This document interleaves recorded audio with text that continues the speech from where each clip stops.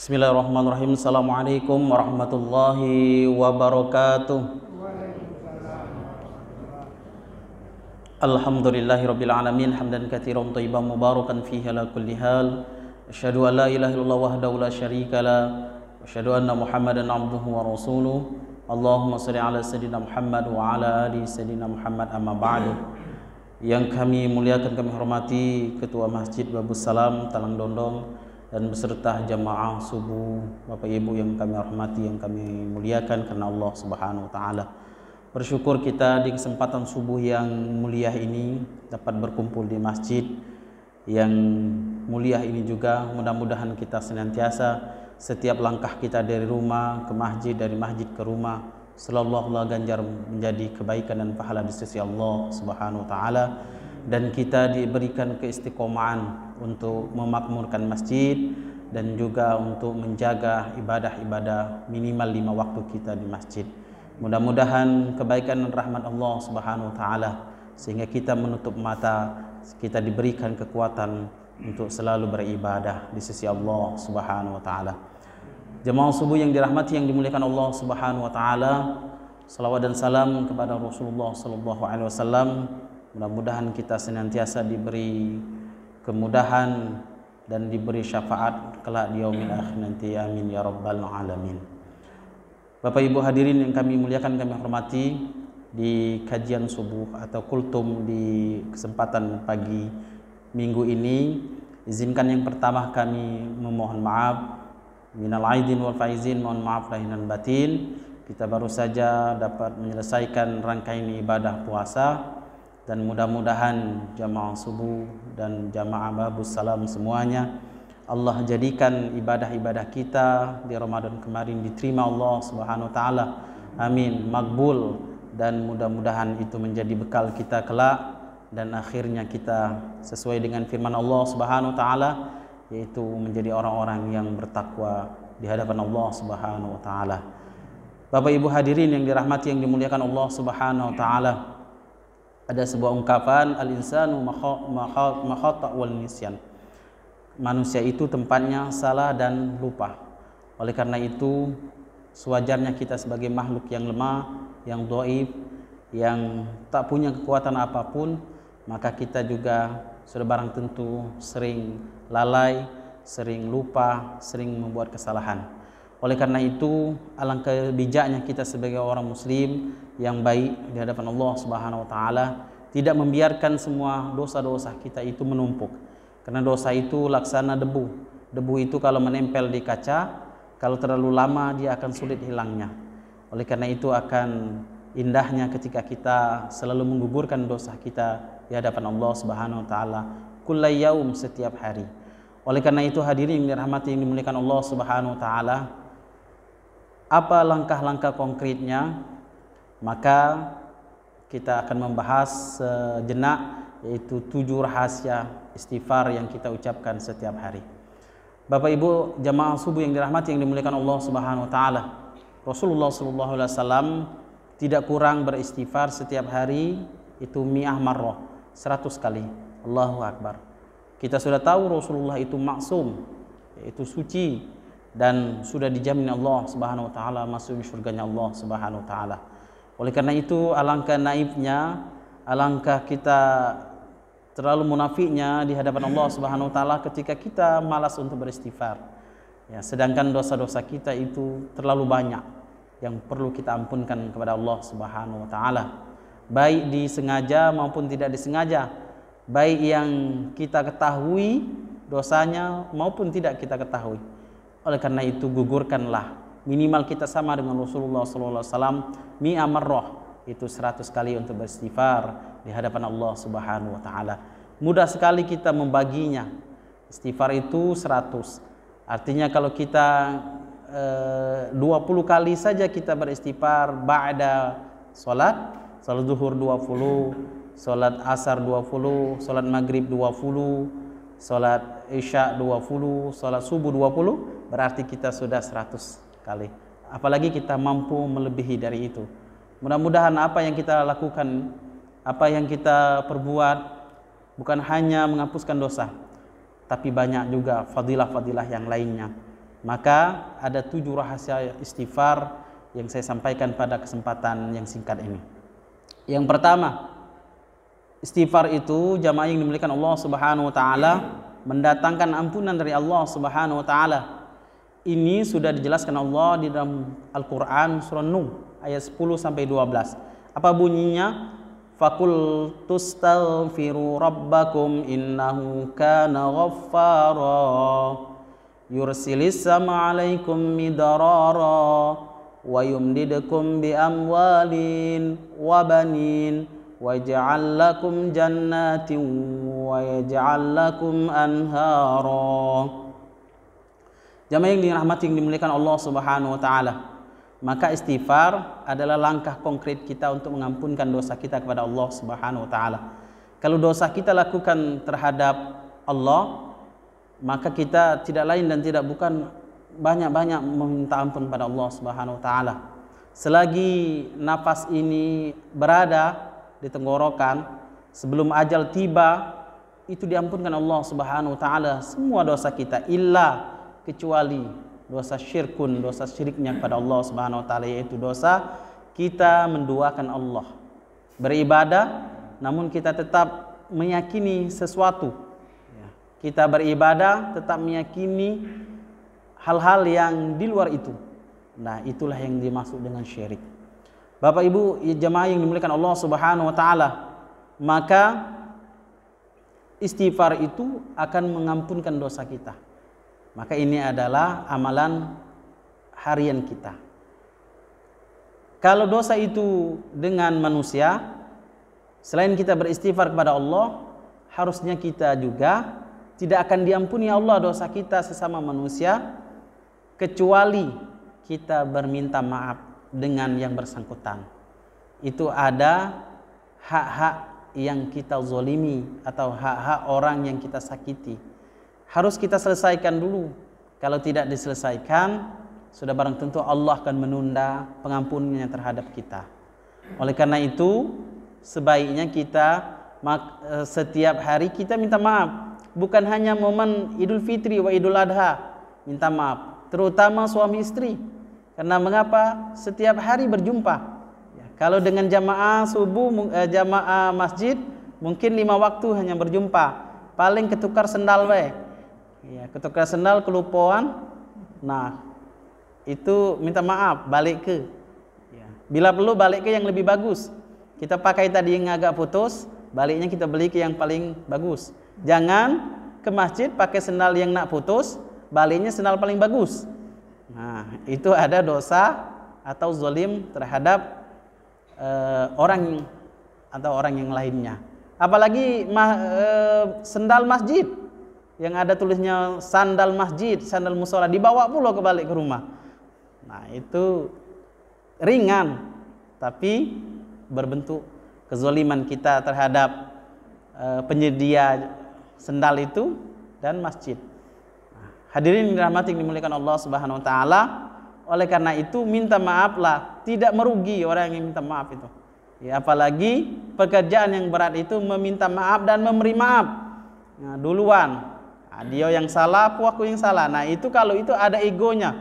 Oleh karena itu dimulai dengan 1 Syawal bermaaf-maafan, bukan hanya di momen Idul Fitri wa Idul Adha kita minta maaf, tapi harusnya kita minta maaf setiap hari.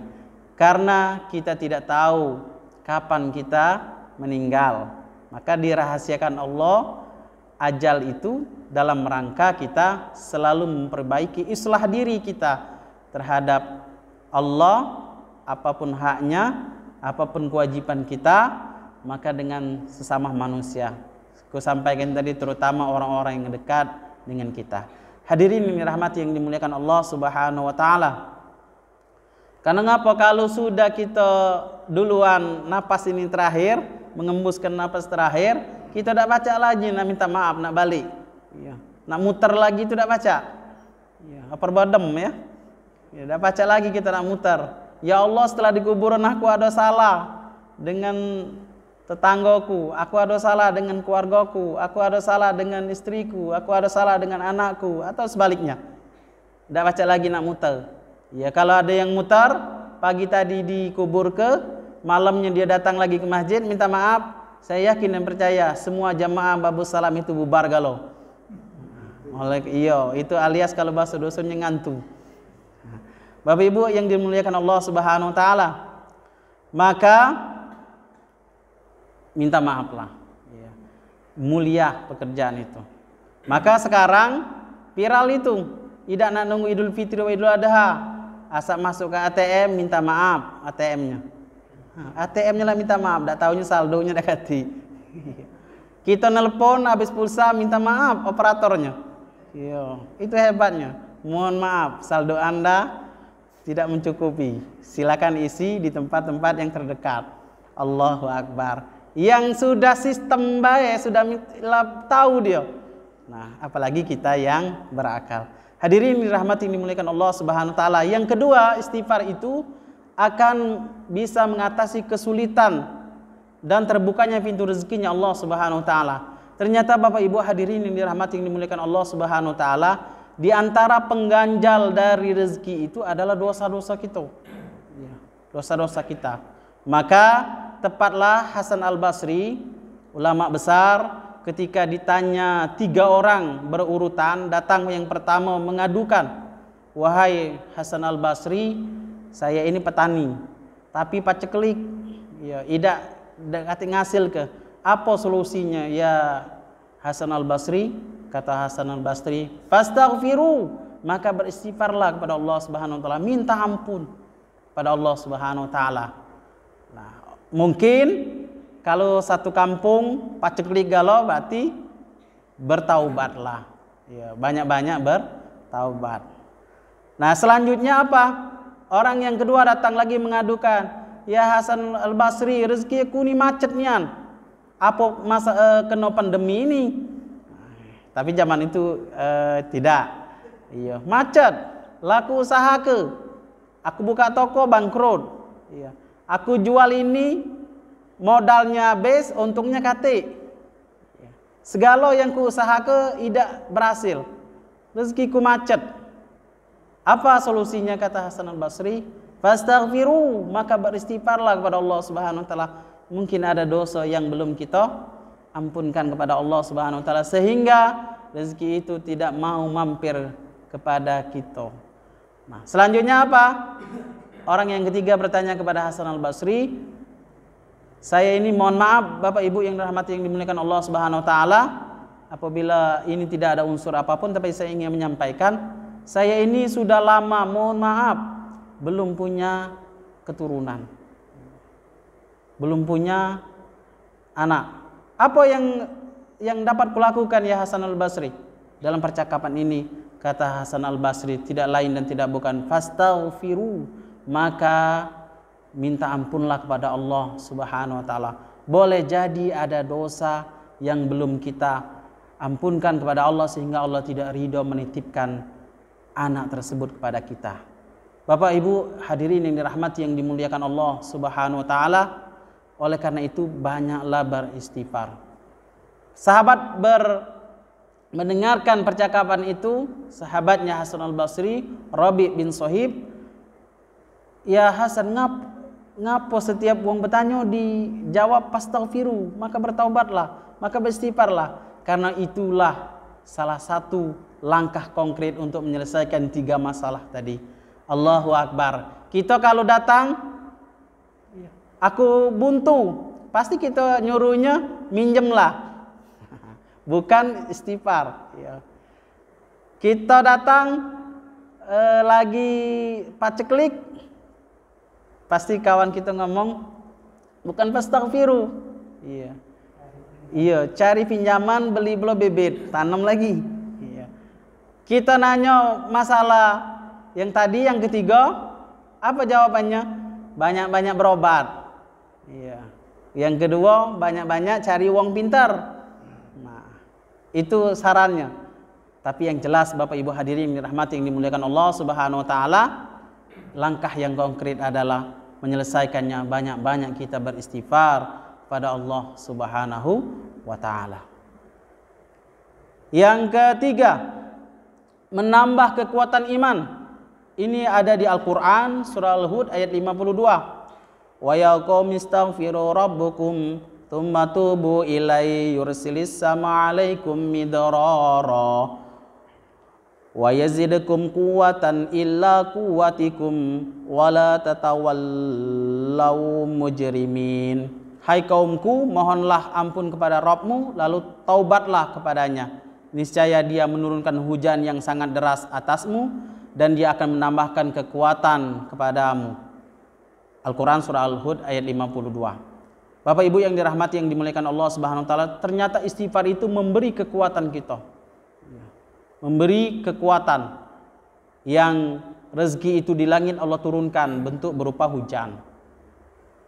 Banyak dan lain sebagainya. Yang keempat, memperoleh banyak kenikmatan. Allahu Akbar. Karena mengapa? Istighfar itu akan menarik nikmat-nikmat Allah Subhanahu wa taala. Oleh karena itu, saya menyarankan dari pribadi dan kita semua banyak-banyak beristighfar agar Allah karuniakan nikmat semuanya. Di antara nikmat itu menariknya tidak lain tidak bukan buka surah Ibrahim ayat 7, yaitu la in syakartum la'azidannakum wa la in kafartum inna adzabi lasyadid. Dengan kita banyak bersyukur kepada Allah, nikmat itu akan ditambah, dan orang yang kufur itu azab Allah sangatlah pedih. Jadi nikmat-nikmat itu setelah kita memperolehnya, digunakan dengan sebaiknya akan ditambah. Kita punya mobil, kalau ada orang minta bantu ke rumah sakit, cepat-cepat keluar ke mobilnya. Disitulah mobil yang bermanfaat. Jangan nak disiwonnya tetangga. Atau punya motor, cepatlah bawa untuk beribadah.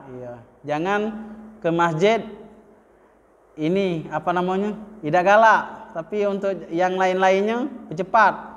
Nah, jadi gunakan harta itu akan menjadi saksi setiap langkah kebaikan kita.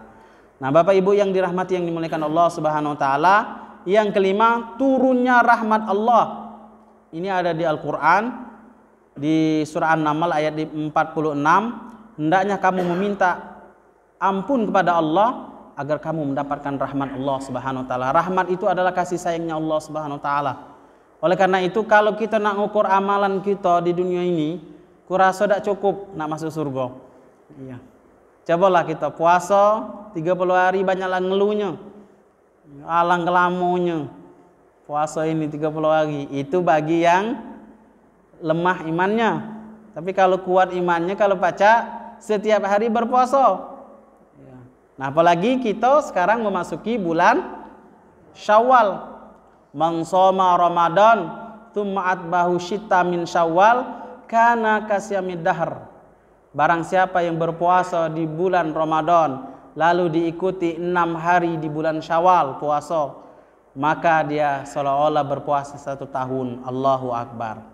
Luar biasa Bapak-bapak, Ibu-ibu yang dirahmati, yang dimuliakan Allah Subhanahu wa taala. Tapi Syawal ini puasanya sunnah tapi berat, ngalahi wajib. Ngapa? Karena tidak semua orang berpuasa. Kita baru nak makan sahur, tak tahunya di rumah ada yang ngoreng nasi paginya. Kalau belum puasanya lain. Beda. Puasa kalau wongnya. Tidak kati aktivitas ke dapur itu. Tapi kalau Syawal ini berat, baru sudah puasa setengah hari, lah datangi kawan, ngajak payo kita makan bakso beranak.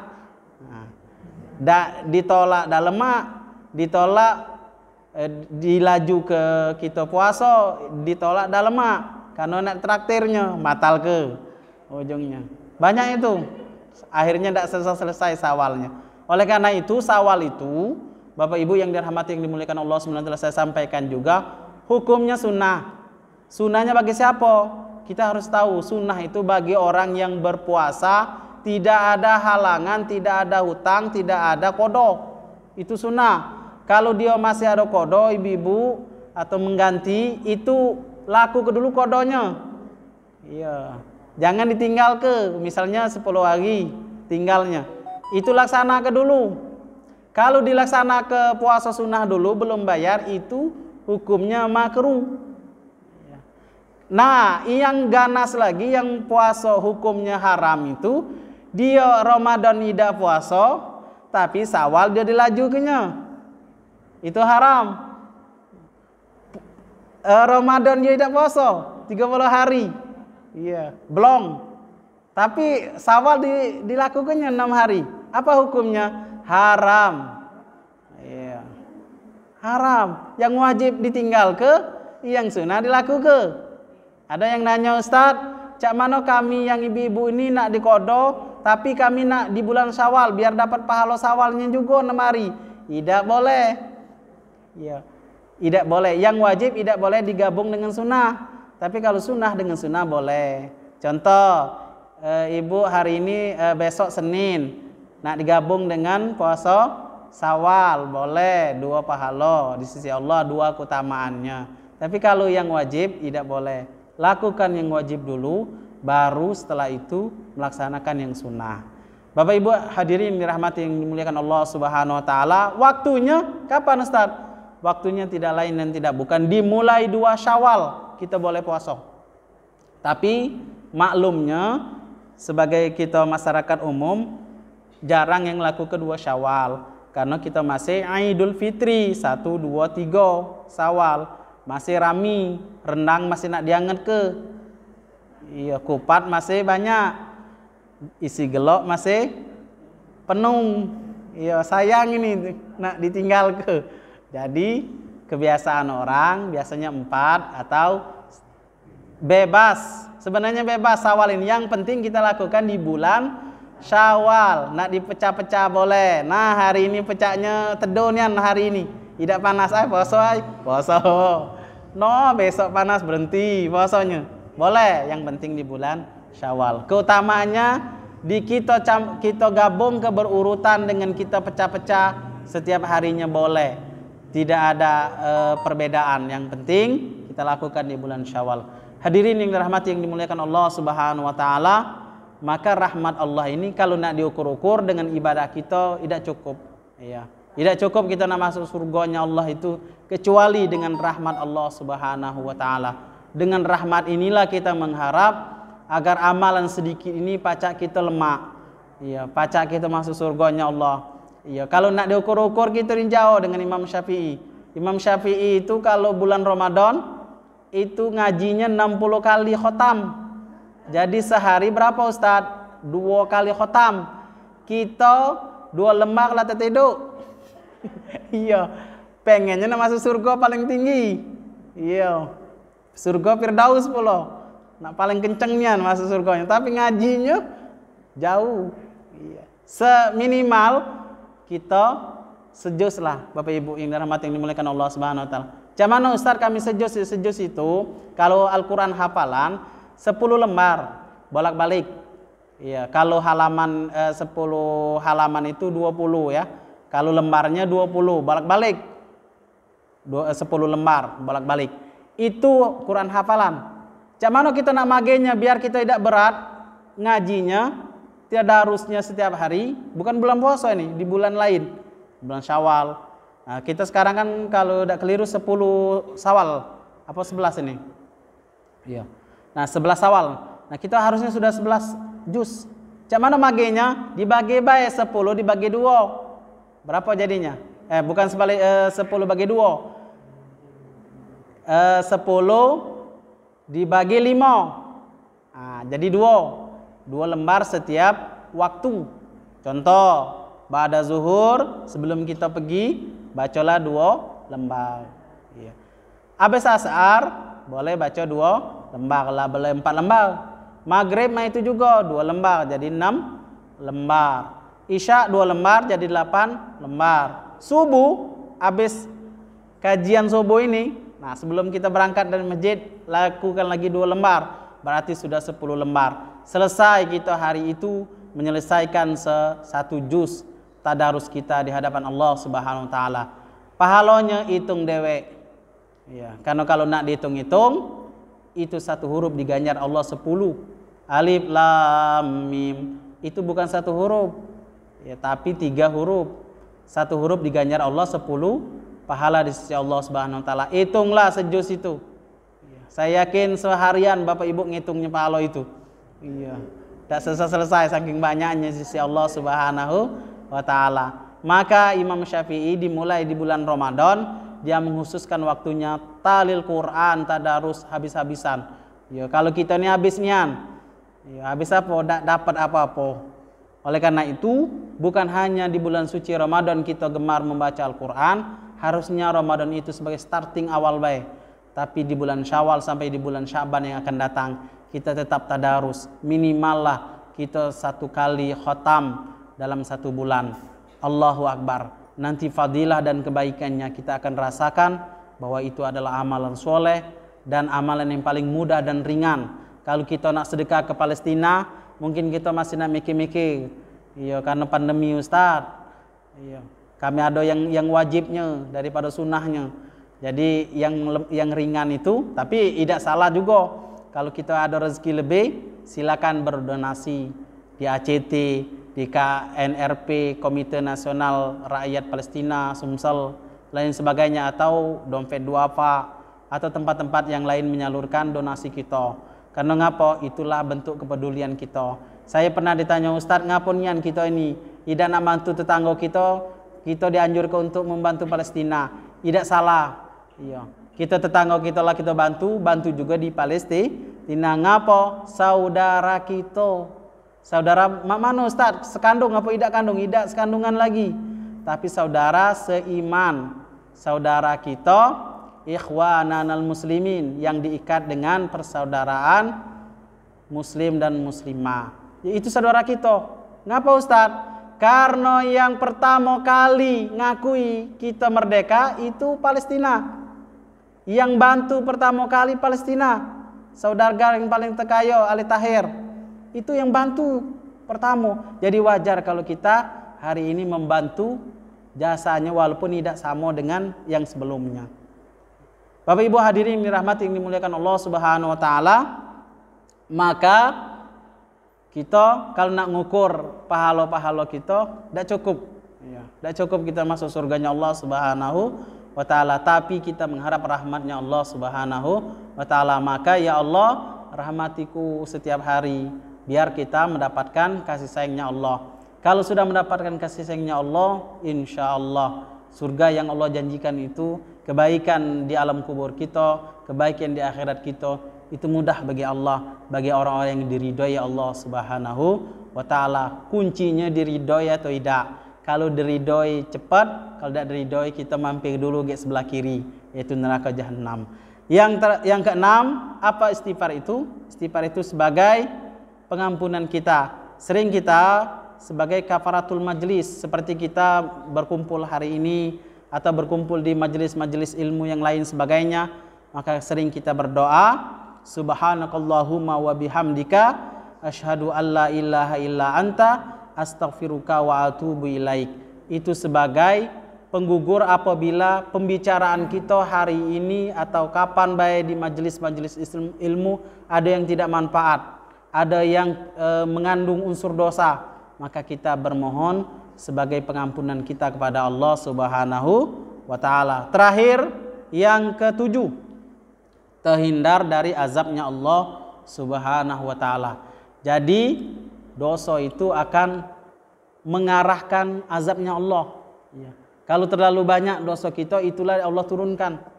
Kalau satu negara itu dosanya lah banyak, itulah bencana. Ya, sebagai teguran.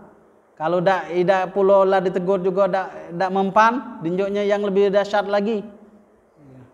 Kalau lah sudah nian, lah puncaknya, tunggulah hari kiamat itu tiba. Oleh karena itu, segala sesuatu itu ada asbabnya. Ya. Oleh karena itu, kita banyak-banyak memohon ampun kepada Allah Subhanahu wa taala. Boleh jadi pandemi ini sebagai azab kita juga. Karena ngapa? Di antara pandemi itu menyadarkan wong, karena banyak wong yang nak jadi Tuhan galo. Sebelum pandemi ini, ngakulah yang paling kaya, ngaku yang paling hebat, ngakulah yang paling kuat. Banyak.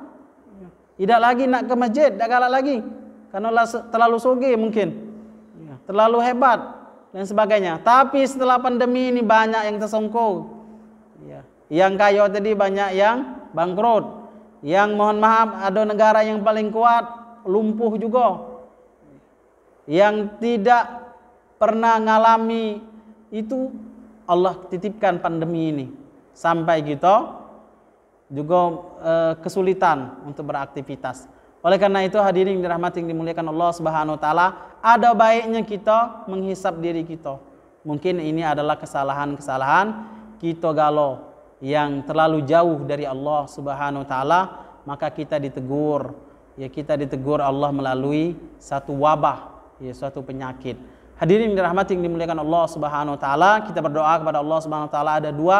Yang pertama, mudah-mudahan kita dijauhkan dari virus corona, sehingga kita nanti kalau sudah aman, sudah kembali pulih, kita bisa beraktivitas seperti biasa. Kita sholat tidak lagi nak jaga jarak, kita sholat tidak lagi nak nyuci tangan, karena lah di rumah lah wudu. Ya, kita sholat tidak pula nak pakai masker lagi. Nah, itu yang harapan kita.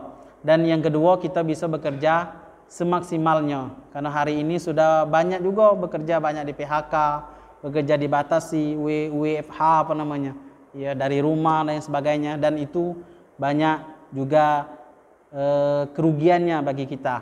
Nah, hadirin dirahmati yang dimuliakan Allah Subhanahu wa taala, yang kedua, doa yang terakhir ini kita bermohon pada Allah Subhanahu wa taala sesuai dengan doa subuh tadi, Allahumma ansurna ikhwananal muslimin wal mujahidina fi Palestin. Ya Allah, bantulah saudara-saudara kami di Palestina dan orang-orang yang berjihad mempertahankan negeri Palestina, Aqsa, Gaza, sehingga Allah berikan kemenangan. Amin ya rabbal alamin. Mudah-mudahan setiap doa-doa kita ini, Bapak Ibu yang dirahmati yang dimuliakan Allah Subhanahu wa taala, Allah ijabah, karena dengan kekuatan doa inilah ad-du'a silahul mu'minin. Doa ini adalah kekuatan kita, tidak bukan yang kita mungkin tidak pacak nak pergi ke Palestina. Ya, kita belum mampu untuk berjihad sesungguhnya, tapi kita berjihad dengan doa-doa yang tulus dari kita, sehingga damailah negeri Palestina, sehingga kita nanti mampu juga mengunjungi salah satu yang Allah sebutkan di surah Al-Isra, subhanalladzi asra bi abdihi lailan minal masjidil haram ilal masjidil aqsa alladzi barakna haulahu linuriyahu min ayatina innahu huwas samiul basir. Terima kasih, mohon maaf bila ada salah, mohon ampun kepada Allah Subhanahu wa taala. Billahi taufiq wal hidayah wa ridha wal inayah. Assalamualaikum warahmatullahi wabarakatuh.